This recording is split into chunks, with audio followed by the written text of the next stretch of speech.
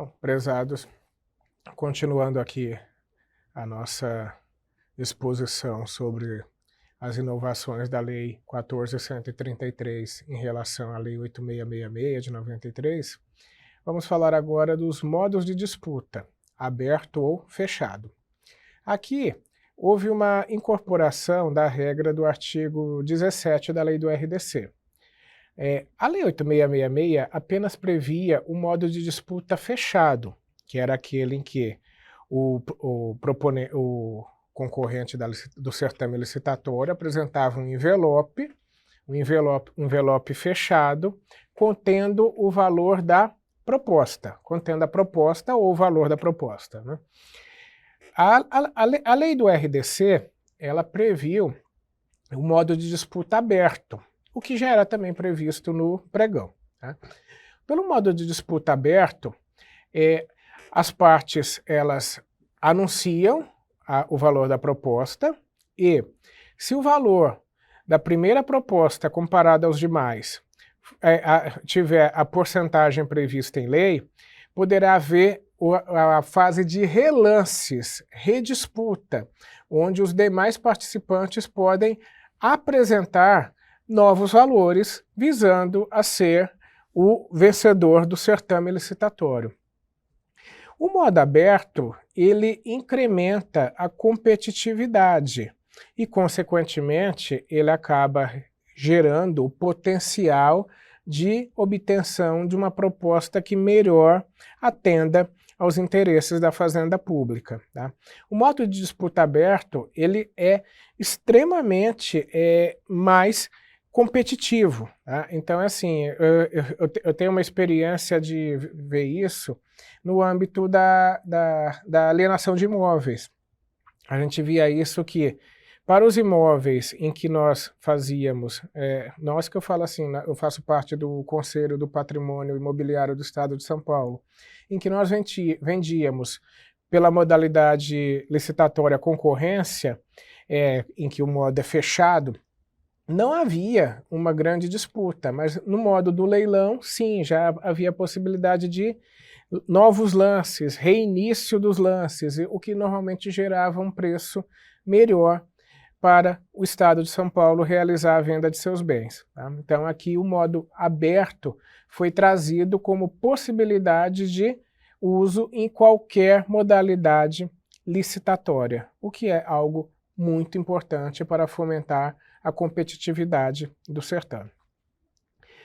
Outra previsão trazida do RDC é a previsão de negociação com o licitante vencedor e com os demais licitantes na fase de julgamento. Aqui ocorre o seguinte: após o julgamento das propostas, eu vou ter um vencedor do certame licitatório. Nos casos em que essa proposta ela não atende ao orçamento da administração pública ou ao valor por ela esperado, é possível que seja iniciada uma negociação. Ou seja, a administração pública ela faz uma proposta ao licitante vencedor para que ele adeque a proposta até o limite orçamentário do ente contratante. Tá? Isso é um mecanismo de obtenção de melhor preço, melhores condições. E se esse primeiro, o vencedor da licitação, não atender a essa negociação, eu posso fazer essa negociação com o segundo colocado, o terceiro colocado, ou seja, eu posso negociar não apenas com o vencedor da licitação, mas com os demais licitantes na fase de julgamento. Então, se o primeiro colocado não atender a negociação proposta para que se obtenha o valor previsto no orçamento, por exemplo, eu posso fazer essa mesma proposta para o segundo colocado na fase do julgamento. E se ele, por exemplo, atender a proposta que chegue ao valor do orçamento, ele será o vencedor da licitação, tá? Aqui, continuando as novidades da Lei 14.133, aqui eu trago uma das mais comentadas, a introdução da modalidade licitatória diálogo competitivo. O diálogo competitivo é uma modalidade licitatória que não era prevista na Lei 8666 e nem em nenhuma lei esparsa, ou seja, ela não era prevista no RDC e em nenhuma outra lei nacional. Tá? O diálogo competitivo ele é previsto nas normas de contratação da União Europeia. Qual a finalidade do diálogo competitivo? Em regra, o diálogo competitivo ele é útil para a obtenção de soluções que a administração pública ainda não tem para determinada finalidade. Ou seja, se a administração pública ela tem um objetivo, mas ela não tem a solução para que se obtenha aquele objetivo, eu inicio um procedimento licitatório na modalidade diálogo competitivo, em que os participantes vão apresentar à administração pública a solução necessária ao atendimento da sua necessidade. Tá? O diálogo competitivo, ele nos traz, ele positiva e tenta moralizar um procedimento que na prática já existia, né? Tipo, não era incomum os entes públicos receberem propostas de projetos da iniciativa privada.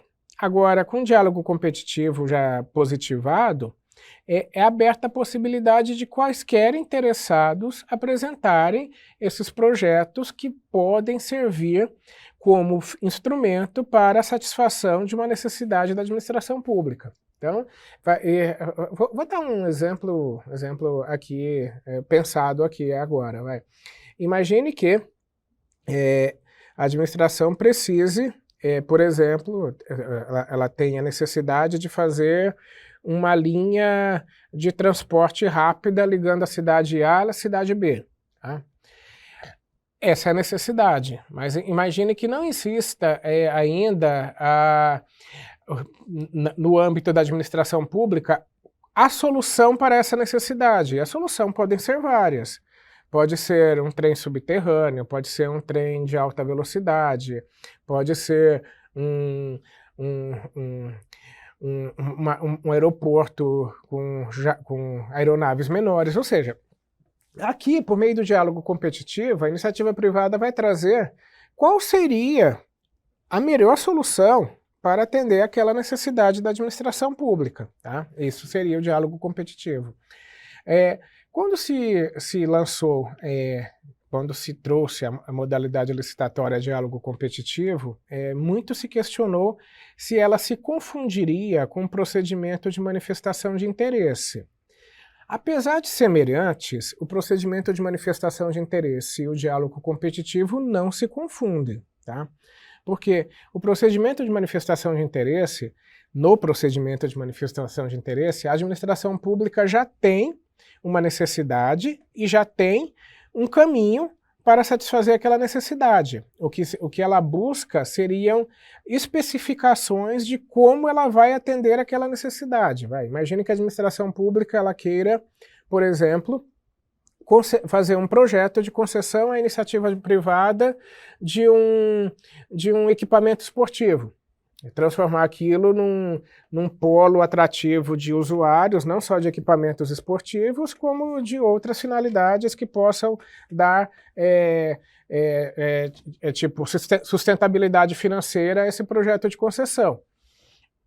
Aqui, vejam, já existe um projeto, já existe uma finalidade a se chegar e já existe a definição da forma. O que o procedimento de manifestação de interesse vai nos trazer? Vai nos trazer as várias formas pelas quais eu posso chegar àquele objetivo final que a administração pública já fixou e da forma como ela já definiu previamente. Tá? Então, já no diálogo competitivo, não. Existe uma necessidade, tá? Ainda definida, mas não existe a forma pela qual eu vou satisfazer aquela necessidade. Então, o diálogo competitivo, ele antecede a eventual fase do projeto em que seria cabível um procedimento de manifestação de interesse. Tá? O diálogo competitivo, enfim, da forma como ele foi disciplinado, existem algumas críticas que podem ser feitas a ele. A lei ela não previu, por exemplo, a quantidade máxima de licitantes que podem participar desse diálogo, o que pode gerar uma situação em que a administração pública vai receber tantos projetos, tantas propostas, que ela não tenha estrutura física para analisar todos. Tá? Acho que isso foi um grande erro da lei.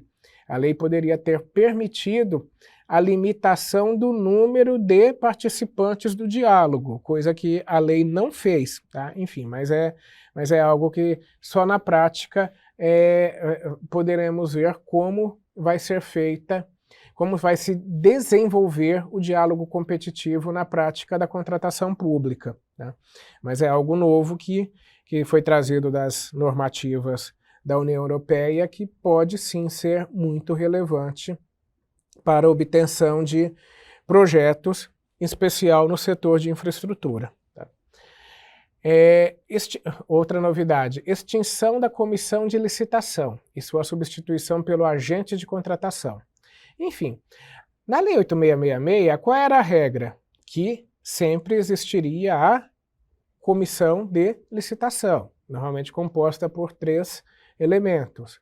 Alguns agentes públicos e poderia ter pessoas que não seriam agentes públicos. Agora não. A regra da Lei 1433 é que exista o denominado agente de contratação, que deve ser um servidor público, em regra estatutário, que possa conduzir a contratação pública até o seu final. A comissão ela ainda pode existir, mas como exceção. Essa única exceção é prevista no artigo 8º, parágrafo 2º, no caso de contratação de serviços, relação a bens e serviços especiais, quando poderá ser formada uma comissão de contratação, mas em regra a contratação agora não é mais feita pela comissão, e sim pelo agente de contratação. Outra novidade, possibilidade de contratação de empresa ou profissional especializado para auxiliar o agente de contratação em casos de contratações não rotineiras. Isso aqui, essa previsão é muito relevante do ponto de vista da diminuição da assimetria de informações. Por quê? Às vezes é comum a administração pública, às vezes, em razão das crescentes necessidades do interesse público, contratar algo que ela nunca contratou anteriormente. E ela não ter a expertise para fazer os estudos necessários e nem avaliar as propostas que serão apresentadas.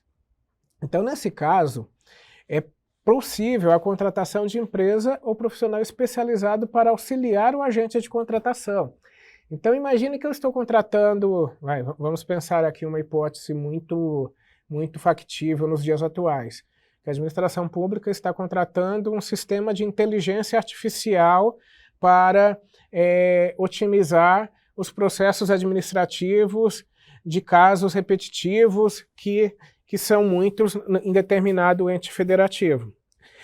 Talvez o agente de contratação, agente público, ele não tenha o conhecimento necessário para avaliar, por exemplo, a tecnologia necessária para a contratação de um sistema de inteligência artificial para tal finalidade. Então, para isso, pode haver a contratação de empresa ou profissional especializado, que vai auxiliar esse agente de contratação nesse objeto não rotineiro, para que seja feita uma contratação adequada. Tá? E sem isso, possivelmente a contratação não seria adequada, em razão da falta de conhecimento técnico do agente de contratação. E isso não é nenhum demérito, porque o agente de contratação ele não tem como conhecer todos os ramos do conhecimento que abarcam as necessidades da administração pública, que são crescentes e são cada vez mais complexas. Então, essa previsão do artigo 8º, parágrafo 4º, ela é relevante e nisso o legislador merece ser muito aplaudido por essa possibilidade. Tá? continuando aqui. Aqui eu já vou chegando mais na fase de inovações que mais dizem respeito à contratação do que à licitação, né? Possibilidade de saneamento de erros ou falhas na análise de documentos para habilitação. Aqui é importante também entrar naquela questão que já falamos, desburocratizar o procedimento contratatório e licitatório. Às vezes, erros formais, erros não graves na instrumentação do processo podem levar à inabilitação de um dos licitantes. Isso pode ser ruim para o interesse público. Então, assim, nas hipóteses previstas no artigo 64, parágrafo 1º, isso é a possibilidade de sanar erros ou falhas que não forem graves e que não prejudiquem a finalidade da licitação. Tá? Artigo 53, parágrafo 1º, previu a responsabilização civil e regressiva do advogado público que agir com dolo ou fraude na elaboração de parecer. Aqui, a Lei 8666 de 93, ela traz uma questão, ela define uma questão muito importante.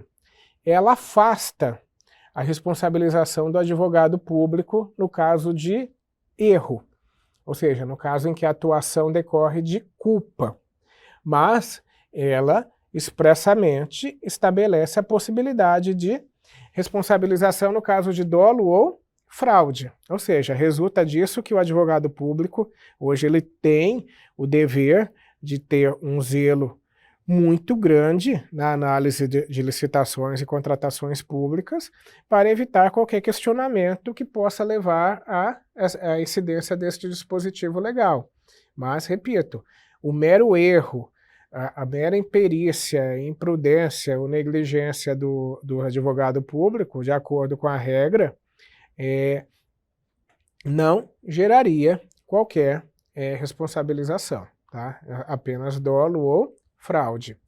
Isso deve ser assim, porque se o parecer jurídico ele orienta o agente público na hora de contratar, essa orientação ela deve ser feita com todo o zelo possível. Tá? Então aqui é importante que a advocacia pública tome consciência da importância do seu papel como agente da política pública, no sentido de fornecer as orientações jurídicas adequadas e necessárias para que o poder público possa licitar e contratar de uma forma satisfatória. Artigo 105, introdução de novas regras sobre prazos contratuais e suas prorrogações. Tá? Aqui é importante que a Lei 14.133 ela nos traz a possibilidade de os contratos terem uma vigência maior do que o exercício orçamentário, tá? Coisa que a Lei 8666 ela tinha essa disciplina, a regra geral era de que o contrato teria vigência ao longo do exercício orçamentário, e na prática nunca foi assim, porque há contratos em que a própria execução ultrapassa esse período da execução do orçamento. Então agora é possível que os contratos tenham prazos diferenciados a partir da característica e complexidade do objeto, e bem como a possibilidade de suas prorrogações. Uma inovação aqui pouco comentada da Lei 14.133 em relação a 8666 foi a previsão de desapropriação pelo contratado privado, tá? Artigo 25, parágrafo 5º, inciso 2. Tá? Isso é uma previsão que inova bastante o ordenamento jurídico brasileiro. Tá? Em regra anterior à Lei 14.133, apenas quem poderia promover desapropriações seriam os entes públicos, né? União, Estado, Distrito Federal, Município, a administração indireta e concessionários de serviços públicos. Agora não, pelo novo artigo 25, parágrafo 5º, no próprio contrato pode ser previsto que o contratado possa realizar as desapropriações necessárias à execução do objeto contratado. Ou seja, eu expandi uma previsão que era restrita à concessão, aos concessionários de serviços públicos e trouxe para a generalidade das contratações. É claro que isso só vai ser aplicado nos casos em que o objeto do contrato assim o permita. Por exemplo, uma contratação de obras de engenharia pelo regime de empreitada integral é um caso que se aplicaria tranquilamente tal norma. Tá? Então, imagina, eu vou contratar alguém para fazer uma obra pública, só que parte da obra ela precisa passar por uma área que ainda não é de propriedade do ente público contratante. Eu posso inserir no contrato a possibilidade do contratado desapropriar. Tá? Aí vem as questões práticas. Como é que se processaria tal desapropriação? Entendo que apesar da omissão legislativa sobre o assunto, acho que não haveria outra possibilidade. O contratado privado ele executaria a desapropriação decretada pelo ente público contratante. Então imagine que o Estado de São Paulo faça uma contratação de obras de engenharia por empreitada integral e atribua ao contratado privado a desapropriação das áreas necessárias à obra. Vai ser necessária a edição de decreto pelo governador do estado, decretando de utilidade pública a tal área, que será desapropriada pelo contratado privado. Tá? Ou seja, o privado vai ajuizar a ação de desapropriação ou vai assinar a escritura de desapropriação amigável, ou até eventualmente no âmbito de mediação ou arbitragem na desapropriação. Outra novidade aqui trazida, foi previsto o leilão como única modalidade de licitação para alienação de bens públicos. A Lei 8666 ela tinha uma dupla disciplina em relativa à alienação de imóveis. A regra geral era que os imóveis seguiam a modalidade licitatória de concorrência, salvo os que eram adquiridos em razão de dação em pagamento ou execução fiscal, que poderiam ser alienados por meio do leilão.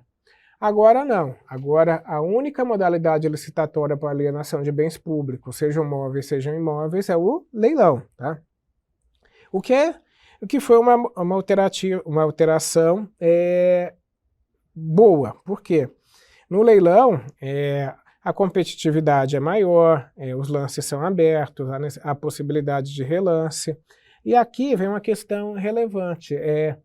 Talvez, isso é algo que ainda vai ser disciplinado no âmbito do Estado, talvez seja possível que os entes públicos contratem os leiloeiros e utilizem os sistemas dos privados para fazer o leilão dos bens públicos. Né? É algo que talvez tenha que ser disciplinado por ato normativo, mas é uma possibilidade que se abre em razão da Lei 14.133. Outra novidade, estímulo às certificações do objeto com a finalidade de incrementar a qualidade. Aqui é previsto que o edital possa prever que o contratado apresente certificações, por exemplo, do Inmetro, dos produtos que está vendendo. Tá? Eu acho que isso é importante, uma certificação oficial, em regra, atesta a qualidade de um produto e pode servir de filtro para que não entrem na licitação pessoas que não tenham produtos certificados, mas nem toda licitação ela vai ter a certificação, mas é algo que pode ser exigido no edital. Tá? Outra novidade, menos rigidez no cabimento das audiências públicas e possibilidade de adoção do mecanismo da consulta pública. O artigo 21 da 1433, ele prevê a possibilidade de audiências públicas com prazos menores de convocação, sem antecedência mínima do início da publicação do edital, enfim, requisitos esses que eram exigidos pelo artigo 39 da Lei 8666 de 93. Ou seja, a possibilidade de audiências públicas ela se tornou mais provável em razão da diminuição dos requisitos para que se convoque uma audiência. E isso é bom, porque aumenta a participação popular no controle da administração pública. dá mais legitimidade à contratação pública, porque ela teve a participação dos interessados, é possível que se aperfeiçoe o objeto da contratação, ou seja, a audiência pública é algo que deve sim ser estimulado, tá? E foi pela nova lei, que inclusive ela tornou mais fácil o seu chamamento, tá? Enfim, coisa que a Lei 8666 ela estabelecia muitos requisitos para uma audiência pública. Aqui eu vou trazer algumas inovações da Lei 14.133 em relação a pagamento, tá? Aqui, em regra, são quatro inovações que são importantes para, enfim. A primeira é a possibilidade de previsão no edital de pagamento em conta vinculada ou pela efetiva comprovação do fato gerador. Aqui, segundo, em caso de controvérsia sobre a execução do objeto, liberação da parcela em controvérsia no prazo previsto para pagamento, possibilidade de remuneração variável e vedação de pagamento antecipado. Ou seja, essas são novas normas de pagamento que não existiam na Lei 8666 e que devem ser objeto de muita atenção pelos órgãos que são unidades de despesa no pagamento dos contratos celebrados sob a égide da Lei 14.133, tá? Ou seja, aqui se há controvérsia sobre a execução do projeto, por que não se paga a parte que já está em controvérsia? Deve ser paga. A remuneração variável é algo que foi trazido para estimular o princípio da eficiência. E aqui é importante, vedação de pagamento antecipado, ou seja, não se pode pagar antecipadamente nenhum tipo de contrato sem a prévia disponibilização do objeto. Ou seja, aqui então são normas importantes aqui dos artigos 142 a 145 da Lei 14.133. Tá? Foi trazido também as novas regras sobre seguro-garantia nos contratos de obras e serviços de engenharia. Tá? A questão de seguro-garantia é uma questão que era pouco disciplinada na Lei 8666, que eu acho que agora foi trazida uma disciplina melhor. O seguro-garantia é importante em obras de infraestrutura, em que o inadimplemento do contratado pode gerar grandes prejuízos. Eu acho que o seguro-garantia, apesar de ser algo que ainda é pouco utilizado no Brasil, é algo que deve ser melhor utilizado, porque apesar dele aumentar o preço da contratação pública, ele traz um avanço em questão de segurança jurídica muito grande. Tá? Outra inovação da Lei 14.133, definição das inovações e sanções administrativas com indicação das hipóteses de cabimento de cada qual, 155 e 156. Aqui é uma questão que a nova disciplina legal é muito superior à Lei 8666, porque aqui foram definidas as infrações e as sanções correspondentes, ou seja, acabou aquela discricionariedade que existia na Lei 8666 para a aplicação da sanção. Então, assim, eu vou declarar o contratante suspenso do direito de contratar com a administração pública, eu vou declará-lo inidôneo. Não, isso era feito de uma forma um pouco discricionária, a depender da gravidade do ato praticado pelo contratado. Hoje não, hoje há uma definição mais clara das infrações e das sanções correspondentes, o que é louvável e traz maior segurança jurídica à contratação pública. Outra novidade, a previsão da alocação de riscos. A alocação de riscos é algo que foi trazido inicialmente na Lei das concessões de serviços públicos, em especial na Lei das parcerias público-privadas, nas PPPs. Tá? Ou seja, o próprio contrato pode prevenir qual é o risco que vai ser assumido pelo Estado e qual é o risco que vai ser assumido pelo contratado. Aqui é sempre bom trazer a regra geral, que o risco deve ser alocado à parte que tem melhores condições de controlá-lo. Tá? Então, assim, não existe uma definição prévia, tal risco deve ser do Estado, tal risco deve ser do contratado. Não, deve se analisar no âmbito da contratação.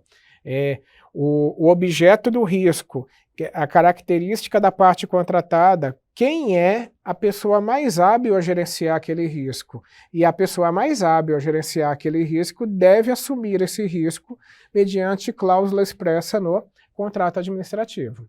É claro que a alocação de riscos, ela só tem pertinência em determinados tipos de contrato, tá? Então, assim, ela é totalmente pertinente, por exemplo, num contrato de construção de uma rodovia. Sim, tá? O risco de se encontrar uma rocha no meio do caminho que aumenta os custos. Isso é um risco que existe, pode ser alocado seja para o contratado, seja para o Estado. Agora, tem contratos que não se pode cogitar alocação de riscos. Por exemplo, compra de bens comuns. Eu não vejo a necessidade de ter cláusula de alocação de riscos num contrato dessa espécie. Tá? Continuando aqui as novidades. Admissão do afastamento parcial da disciplina legal da Lei de Licitações nos contratos com financiamento internacional.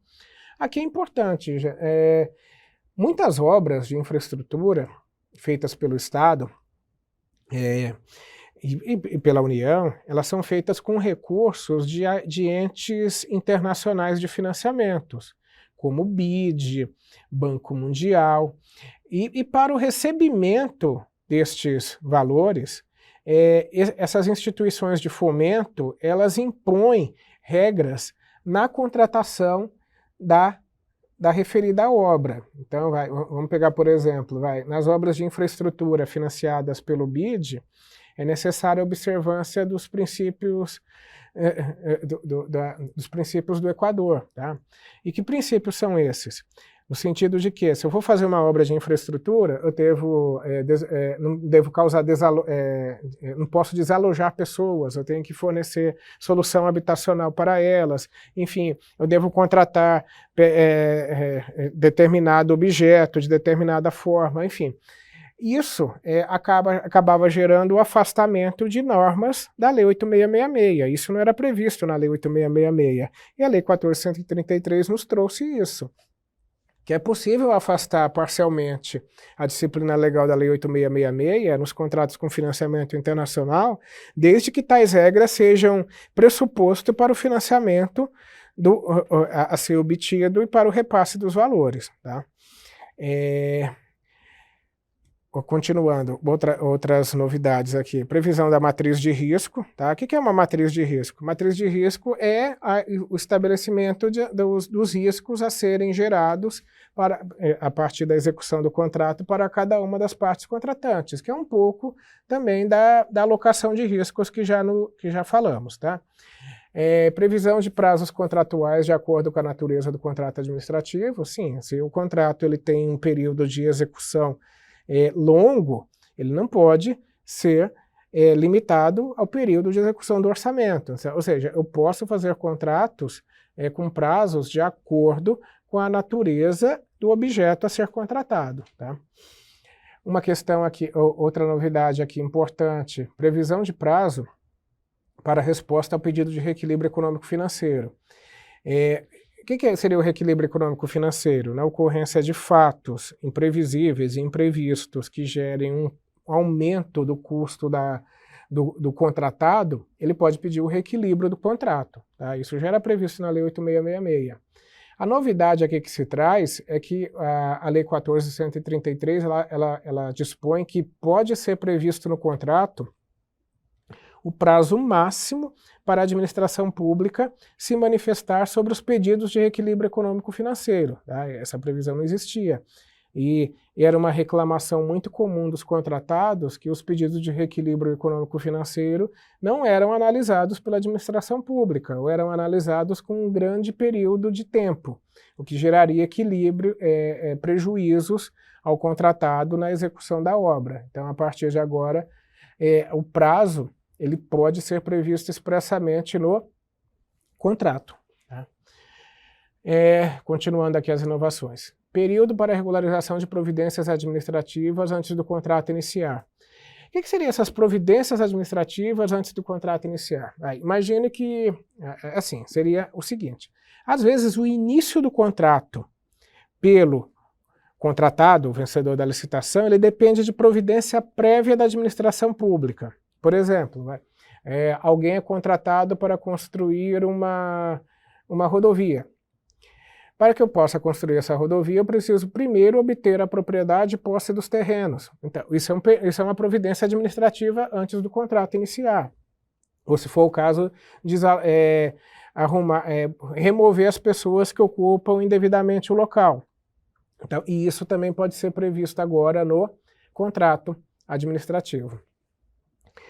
Outra novidade é previsão ampla de utilização da conciliação, mediação, dispute board e arbitragem nos contratos administrativos. Esses meios extrajudiciais de resolução de conflitos já era previsto na lei de arbitragem, tá? Ele já era previsto na lei das PPPs, na lei das concessões. Entretanto, isso não era ainda previsto de uma forma genérica na Lei 8666 de 93, tá? E isso acabou sendo trazido aqui para a Lei 14.133. É recomendável, seja em razão da morosidade do judiciário, que seja em razão do princípio da eficiência, que se procure, na medida do possível, que se resolva de forma não judicial os conflitos que surjam entre contratado e ente público, tá? E a regra é que essa relação entre contratado e ente público, em especial nos contratos de longa execução, é uma relação que, em razão do tempo, ela tem que ser adequada à realidade. Às vezes um contrato que eu assinei há 30 anos atrás, por exemplo, de uma gestão de um serviço público, hoje ele não seja mais adequado. Então, a revisão do contrato ela é necessária. E se essa revisão ocorrer de forma administrativa, sem envolver o judiciário, que às vezes acaba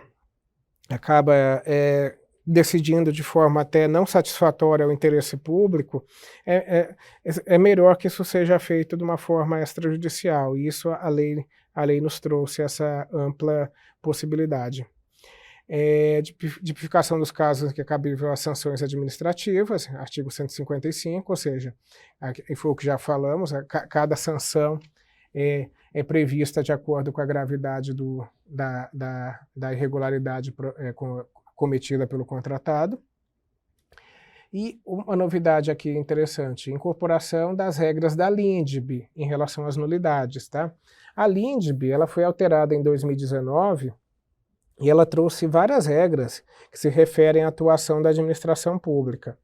Em regra, essa atuação da LINDB, a partir de 2019, ela diz respeito à necessidade de segurança jurídica, de dar previsibilidade às contratações públicas, ela prevê o chamado juízo de consequencialidade das decisões tomadas pela administração pública, o que leva a um afastamento de uma teoria rígida de nulidades, ou seja, a partir da LINDB, a administração pública, antes de decidir pela nulidade de um contrato, de uma licitação, de um ato, ela deve analisar primeiro as consequências jurídicas de tais decisões, para que se evite que as consequências jurídicas de uma decisão possam ser mais prejudiciais ao interesse público do que a própria nulidade que se verificou. Então, esse juízo de consequencialidade trazido pela LINDB é essencial. A nova configuração de uma administração pública mais cooperativa, que promove o diálogo e menos verticalizada, e isso foi introduzido na Lei 14.133 de 2021.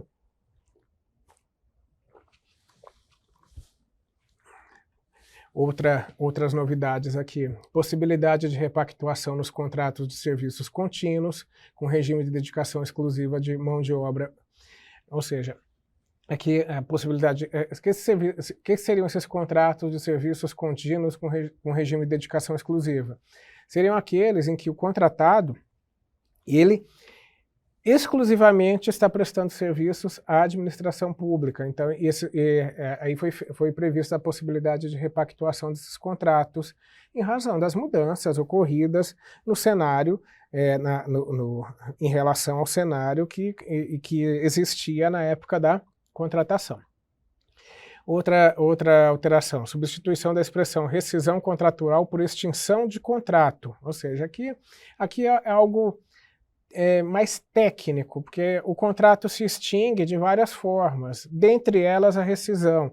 Acho que aqui o legislador foi mais técnico, que ele chamava às vezes de forma não muito adequada de rescisão, que não era rescisão, na verdade, e sim extinção, porque a rescisão ela deve ser utilizada em hipóteses específicas, em que há um ato que possa levar a essa causa de extinção anômala do contrato antes do prazo. Então, agora, extinção não, extinção ela abrange desde a extinção normal do contrato pelo prazo, quanto as hipóteses anômalas de extinção em razão de fatos atribuídos ao contratante ou ao contratado. Aqui, previsão do direito do contratado à extinção do contrato em caso de fato da administração. Aqui foi previsto um direito subjetivo à extinção do contrato se a administração, se ocorrer algum fato da administração que possa levar a uma mudança de situação jurídica e econômica que não possa gerar a execuibilidade do contrato na forma como ele foi contratado. Tá? Então, assim, o fato da administração seria a realização de algum ato da administração que causa um desequilíbrio no contrato, e, ocorrendo isso, o contratado tem direito à extinção. Tá? Uma inovação muito relevante foi a inserção do denominado capítulo do controle das contratações públicas. O capítulo desse controle, ele previu 3 linhas de defesa do interesse público. E essas 3 linhas de defesa seriam as seguintes. A primeira linha de defesa seria um próprio controle interno, feito pelos próprios agentes públicos. E isso tem uma relação direta com o princípio da segregação das funções, que impõe que cada etapa do processo licitatório seja conduzida por um servidor público diferente.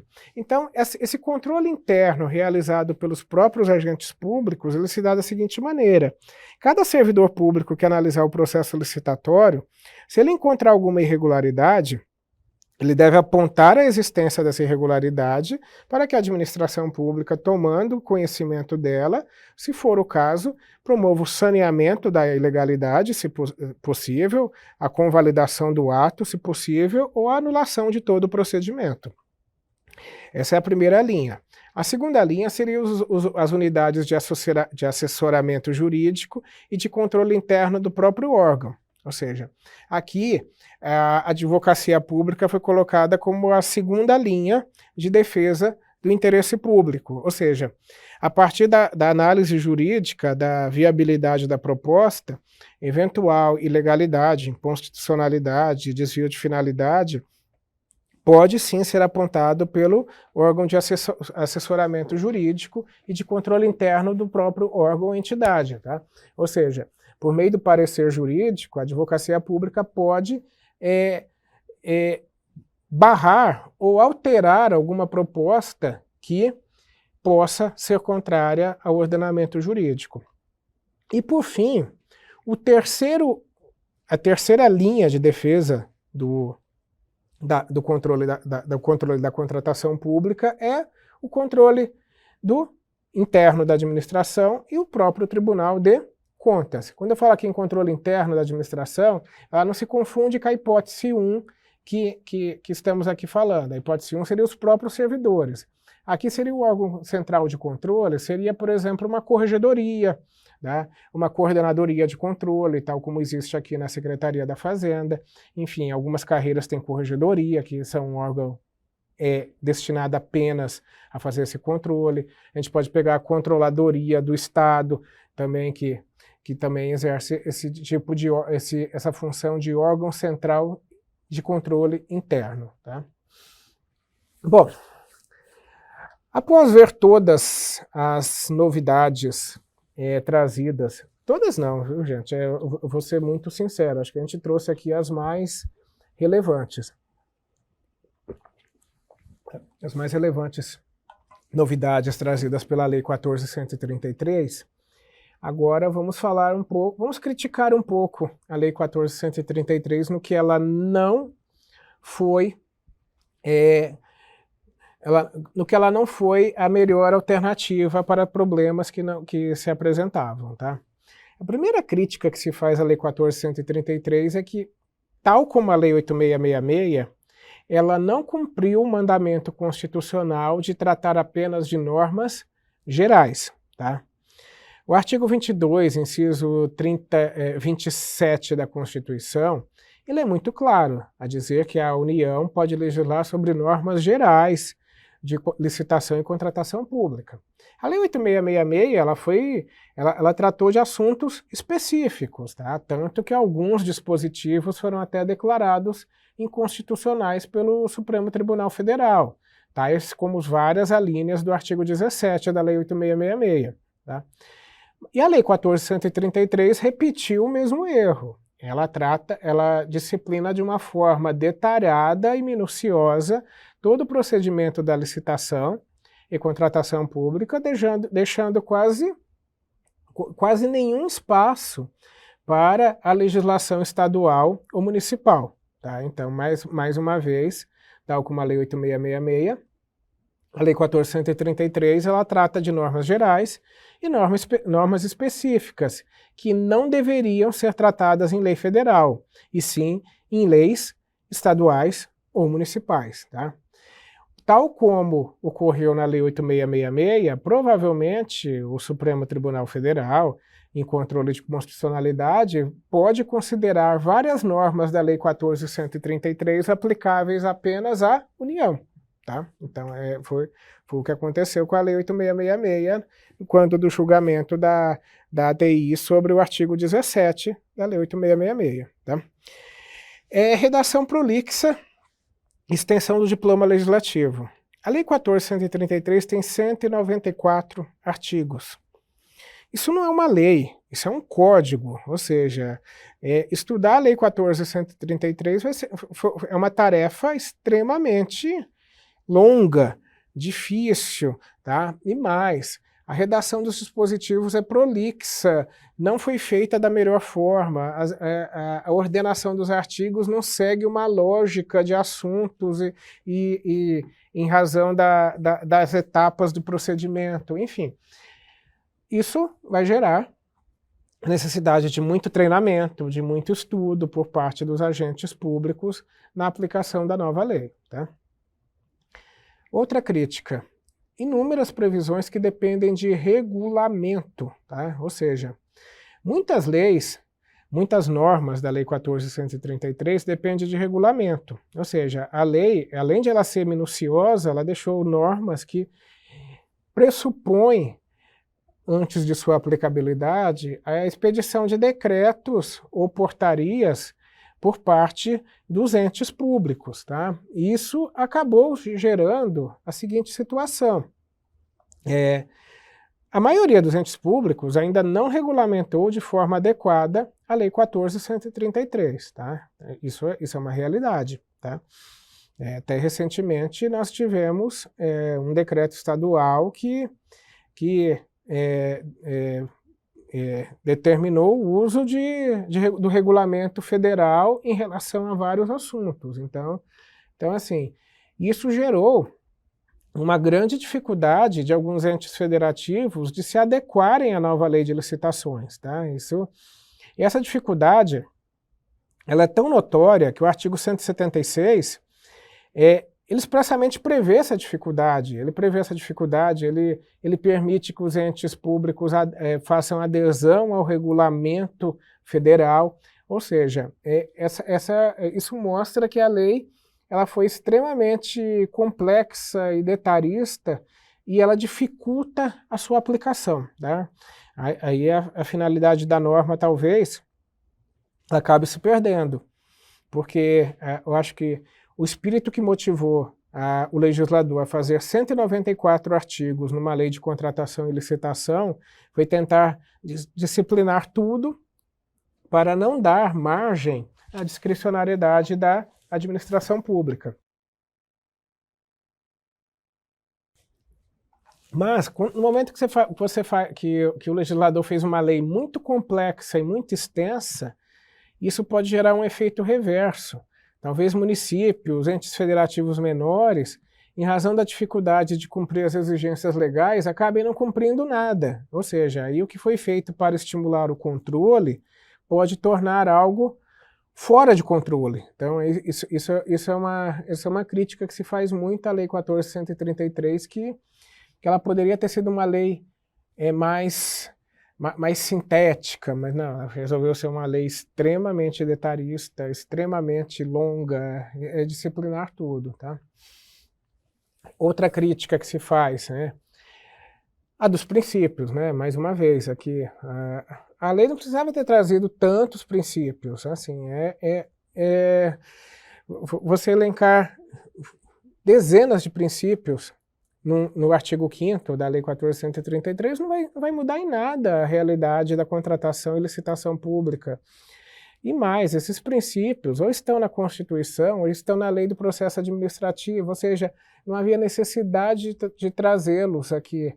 Enfim, ou seja, trazer princípios não altera. Assim, acho que talvez o espírito do legislador tentou ser mais minucioso, trazer princípios, mas esses princípios, na verdade, eles podem dificultar a aplicação de dispositivos legais. Não é incomum o judiciário afastar norma legal expressa, utilizando como fundamento princípios. Aí, no momento que você traz uma lista muito grande de princípios, isso pode nos trazer vários problemas na aplicação de dispositivos da Lei 14.133. Tá?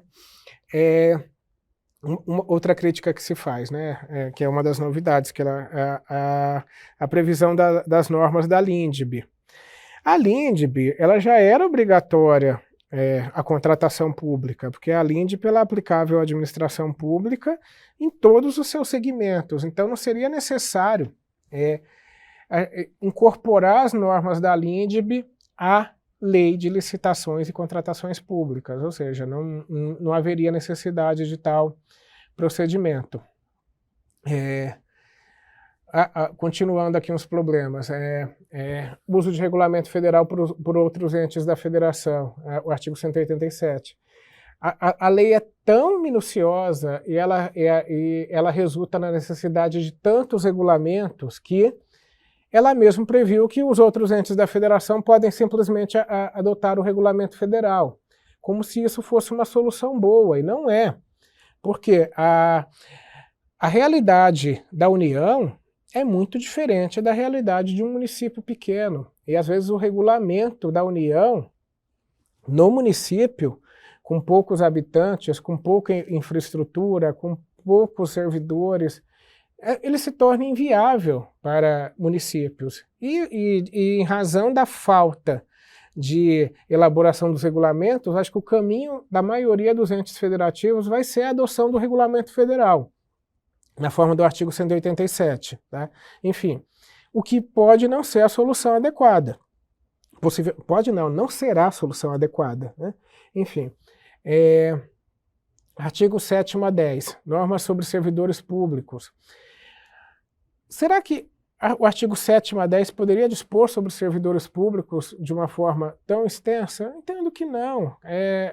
Cada ente federativo deveria disciplinar sua questão de servidores públicos no âmbito da licitação.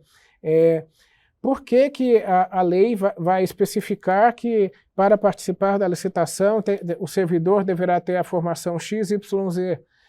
Podem alguns municípios não ter um servidor com tal formação. E aí, o ente não vai licitar? Isso não parece ser uma conclusão adequada. Então, o entendimento que se deve ter é que as normas sobre servidores públicos ela será aplicada aos demais entes federativos no que couber e no que for possível. No que não for, vai se aplicar apenas à União. E isso não pode resultar na impossibilidade de uso da lei de licitações pelos demais entes federativos, sob pena de inconstitucionalidade dos dispositivos, né? O artigo 10, por exemplo, que já foi trazido aqui, defesa do agente público pela advocacia pública, tal como eu falei, já é objeto da ADI 2888 e 6915, que ainda não foi julgada, não foram julgadas, tá? E o parecer PA, o parecer da PGE 31 de 2021, expressamente diz que a defesa do agente público pela advocacia pública atualmente apenas se aplica à União, tá? Então, tal como eu já falei, eu acho que é uma medida, a defesa do agente público pela advocacia pública é uma medida justa, mas a lei não poderia ter disciplinado isso para os outros entes federativos, tendo em vista a autonomia de cada ente para disciplinar a relação funcional de seus servidores e a competência de seus agentes públicos, tá? Aqui a última questão que eu quero trazer para vocês é a vigência da Lei 14.133. A Lei 14.133, na minha opinião, ela deveria ter seguido o seguinte procedimento.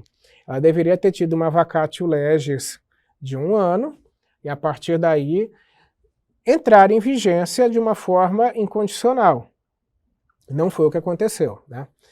Primeiramente, a proposta da Lei 14.133 era revogar imediatamente os artigos 89 a 108 da Lei 8.666, né, que seriam os crimes praticados no âmbito da licitação, e propor que, e também revogou a revogação da Lei 8.666, da 10.520 e dos artigos 1º a 47A da Lei 12.462, ocorreria em 1º de abril de 2023, tá? Ou seja, a lei ela deu um prazo de 2 anos em que seria possível aos entes federativos continuarem aplicando a antiga Lei 8.666 e não a Lei 14.133, né?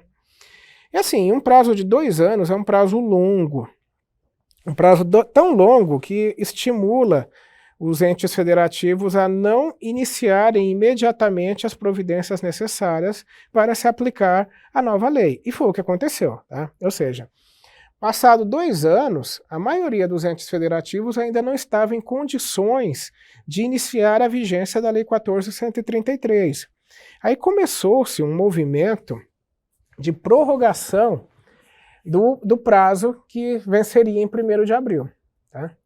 E assim, esse movimento se iniciou inicialmente na AGU. A AGU ela fez um parecer em que ela entendeu que se fosse prolatada uma decisão administrativa no sentido de aplicação da Lei 8.666 até o fim do prazo dado pela Lei 14.133, ou seja, se até 1º de abril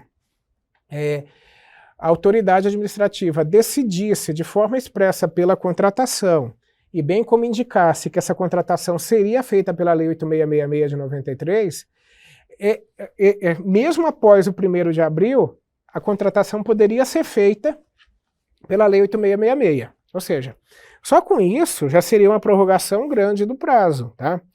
E essa proposta acabou sendo encampada pelo Tribunal de Contas da União. Ou seja, antes do dia 30/12 de 2023, que é uma data importante aqui nesse aspecto, que saiu uma medida provisória alterando isso, o entendimento que se estava formando era o seguinte: antes do 1º de abril, se a autoridade da administração pública decidisse, vou utilizar a Lei 8.666 e fizesse uma escolha expressa nesse sentido, ela poderia contratar pela Lei 8.666, inclusive após a vigência do prazo máximo de eficácia dela, após 1º de abril de 2023, tá? Primeiro foi a AGU que fez esse entendimento e depois o Tribunal de Contas da União também aprovou em plenário esse mesmo entendimento. Tá? Houve até algumas medidas de alguns entes federativos que editaram decreto seguindo essa mesma orientação. Alguns alteraram prazo, uns até 31 de dezembro, outros com prazo um pouco mais dilatado, mas em regra todos estavam seguindo esse caminho. Tá? Ou seja, iriam prorrogar por meio da interpretação a vigência da Lei 8666, além do prazo de 1º de abril de 23. Tá? Só que até isso acabou gerando um desconforto jurídico grande, né, e alguma insegurança, porque alguns estados estavam prontos para aplicar, outros não. Enfim, até que em 30 de dezembro de 2023, né, a semana passada, sexta-feira da semana passada, né, ou seja, foi publicada a medida provisória 1167 de 2023, que expressamente estendeu o prazo, que era para 1º de abril, para 30 de 12 de 2023, ou seja, até dia 30 de dezembro de 2023 teremos a Lei 8666 vigente, tá? Desde que seja publicado o edital ou ato autorizativo de contratação direta até dia 29 de dezembro de 2023, ou seja, então até 29 de dezembro de 2023, os entes federativos podem, desde que publique o edital, no caso de licitação, ou na hipótese de contratação direta, decida pela contratação, autorize a contratação até 29 de dezembro de 2023. E a opção escolhida seja expressamente indicada no edital, ou no ato de contratação direta.